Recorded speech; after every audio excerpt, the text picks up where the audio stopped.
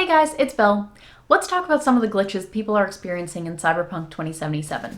Before we get into it, I do just want to say that I personally haven't really noticed any of these glitches to interfere with my ability to play the game in the way that other people have said that it is. And I do just want to acknowledge that I am playing on PS4 Pro and not the base model PS4. And these glitches and these issues are mostly happening for people who are playing on older or base models of Xbox One or PS4.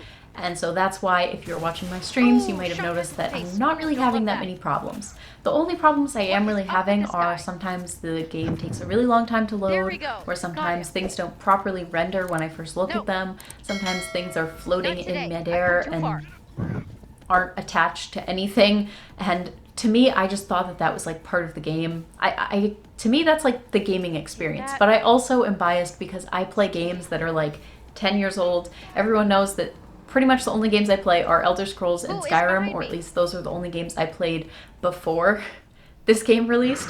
And so I'm kind of just used to like modding games so that they're basically unrecognizable and so out of date that they're really weird and glitchy sometimes. So those things don't really bother me, and I actually find glitches to be kind of funny. Like when a game is glitching and the characters are walking on a roof but not saying anything about it, or just like skizzing around on the street without moving their legs, I find that stuff really hilarious and I actually kind of enjoy it.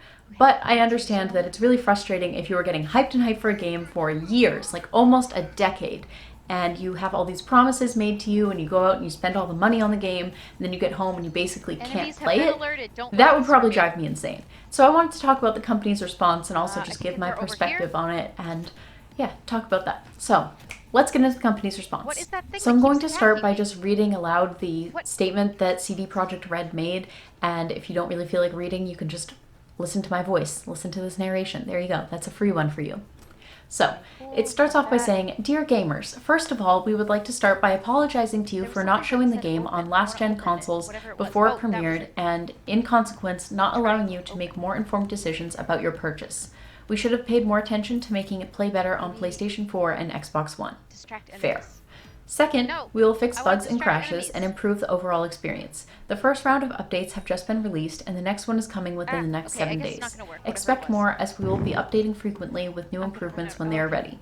After the holidays, we'll continue working. We'll release 2 large patches, beginning with patch 1 in January, and this will be followed by patch 2 in February. Together, these should fix the most prominent problems that gamers are facing on last-gen consoles. We will be informing you about the contents of each patch ahead of their release. They don't make the game on last-gen look like it's running on a high-spec PC or next-gen console, but it will be closer to the experience than it is now. Finally, we would always like for everyone to buy our games to be satisfied with their purchase. We would appreciate it if you would give us the chance, but if you are not pleased with your game on your console and you don't want to wait for updates, we can opt to refund your copy. For copies purchased digitally, please use the refund system on PSN or Xbox respectively. For boxed versions, please try to get a refund at the store where you bought the game. Should this not be possible, please contact us with the email helpme@projectred.com, and we will do our best to help you. Starting from today, you can contact us a week up until December 21st, 2020. And then it says, humbly by all the people who made the game. So, I don't know. I think this is a pretty good response. Obviously, they should have made it as close to perfect as it could have been when they first released it. Because with all the hype and all the delays that this game went through, to then release a version that isn't as close to perfect as possible and in fact is unplayable for a fairly, like a not insignificant portion of people who are playing this game doesn't really seem cool or fair to me. However, it's in the past, it happened, and even though they really messed up, it seems like they are trying to make it right now, and I think that is good at least. I think one of the biggest issues is, like it said, it should have showed what it was like on last-gen consoles. It seems like most of the gameplay videos that they were doing were on the newest console, which is like the PS5, so people were expecting that that's what the game would look like. But they should have done a couple different models and showed what it was like on older consoles so that people could at least know what they were getting into.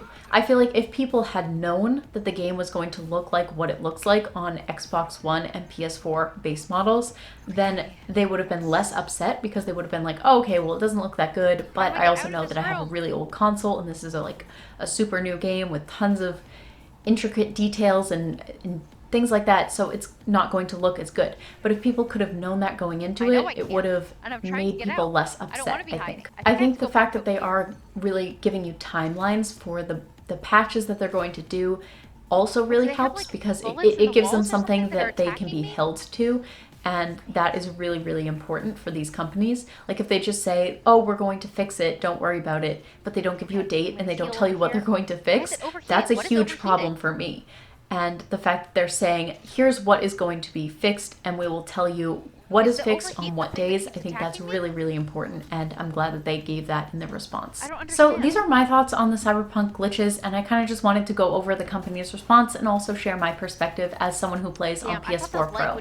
But if you are playing on a different console, let me know in the comments below what glitches you have or have not experienced, and if they're funny for you and not interfering with your ability to consume or enjoy the game, then let me know what your favorite glitch you have experienced so far is. Also, if you have not yet checked out my streams on Twitch, then I would highly recommend doing so, because you can interact live with me and hang out, play games, send recommendations for things you want to see, and I love interacting with people in my chat. It means so much to me, and I'm having so much fun hanging out with you all on Twitch. It's such a cool way to reconnect with people and stay social, because in 2020, that's not really something that we are able to do. So I'm really enjoying doing this. Thank you guys so much for tuning into my streams and supporting me in that way. It really means a lot to me, and I'm having so much fun getting involved with this community. Thank you guys so much for watching this video, and I will see you in my next stream. Bye!